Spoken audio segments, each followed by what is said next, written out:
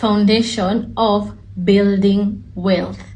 Now, building wealth takes time. Usikue na haraka, because wealth that is built haraka, chances of it not lasting for generations to come are very high. When you build wealth over time, then you get the knowledge of how to manage your portfolio. Okay, so we are going to start with the first one, and this is the major one. You're supposed to at least have income, because with no income you're not going to be able to generate or build any wealth. So it can be from your salary, businesses, as long as you do not rely on one source of income. So if you have salary, don't just rely on that, have another source of income. Then you should be able to manage that income in terms of tracking your expenses and budgeting.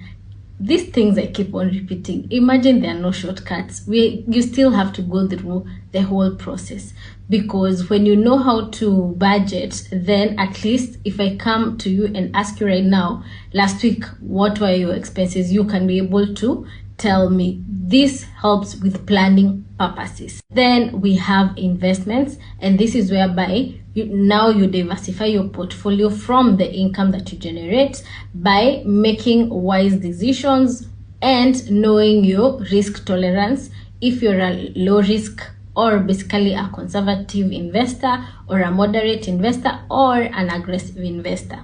So depending on where you are, then you should know where to invest. But then do not just be conservative throughout your investments. Then generating your or building your wealth is going to take much longer.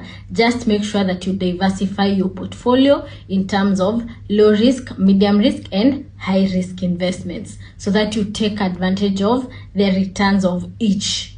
Okay, so low risk inakusaidia to build emergency fund in case of anything. So this one, you're not really gambling on where you're putting your money. Then after you've laid this foundation, you can now be able to diversify it into medium risk and high risk investments. Okay, then hii watu wengi wa wana ignore sana. I don't know why, and it is basically protection in terms of having a life insurance. If you own a business, you're supposed to have a business insurance. We can all see what is going around, yeah?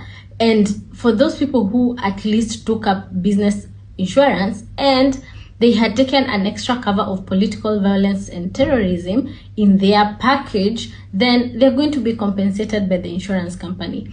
But if you had just taken the basic business insurance that is basically covering fire and burglary, then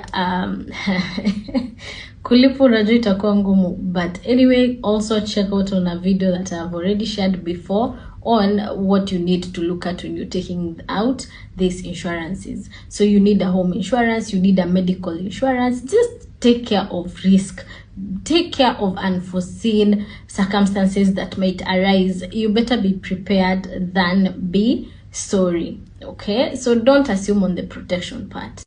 Then we can also look at taxes, and this is whereby you also want to take advantage of plans that you can legally evade tax, because at the end of the day, see, we are all trying to save some money here and there so that we have more to invest. So also just make sure you understand your tax portfolio and where you can be able to save some few shillings here and there. Okay, then we look at diversification, and this is where you want to invest in different industries. Kama ni real estate, kama ni tech, like you're just doing it a whole round, and your sazile one is not doing so well, the other one maybe is performing very well, and this way it will be easier for you to also create generational wealth, because we do not want to just create wealth yesterday and then we forget about it. You know, you want to make sure that your kids and their kids, you know, it goes on. Yeah, those are the foundations of building wealth. I hope you have understood 1, 2, 3 things, and I'll be seeing you next time. Bye.